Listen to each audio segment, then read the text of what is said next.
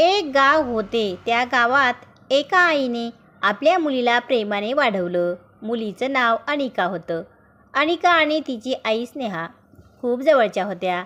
स्नेहा आपल्या मुलीला शिक्षणात आणि जीवनातील प्रत्येक गोष्टीत मदत करत होती. अनिका शाळेत खूप चांगली होती, पण तिच्या मनात एक स्वप्न होतं. तिला डॉक्टर बनायचं होतं. एके दिवशी अनिका म्हणाली, आई, मला डॉक्टर बनायचं आहे. स्नेहाने तिला उत्साहाने म्हणाली, हे खरं आहे. अनिका, तू कठोर परिश्रम कर. अनिका शाळेत दिवस रात्र अभ्यास करू लागली. तिची आई तिच्या प्रत्येक परीक्षेत तिला समर्थन देत होती.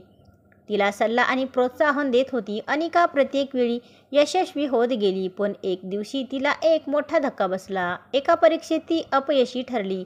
अनिका निराश झाली. ती म्हणाली, आई, मी डॉक्टर बनू शकत नाही. स्नेहा तिच्या जवळ बसली आणि म्हणाली, प्रयत्न करणे महत्त्वाचे आहे. अपयश म्हणजे तुमच्या स्वप्नांकडे एक पाऊल मागे जाणे नाही, तर नव्या पायऱ्या उभारणे. स्नेहाच्या शब्दांनी अनिकाला नवीन ताकद मिळाली. तिने पुन्हा मेहनत सुरू केली. काही महिन्यांच्या बाद अनिका पुन्हा परीक्षा दिली आणि यावेळेस तिने उत्कृष्ट गुण मिळवले. तिचं स्वप्न साकार झालं. अखेरकार अनिका डॉक्टर बनली.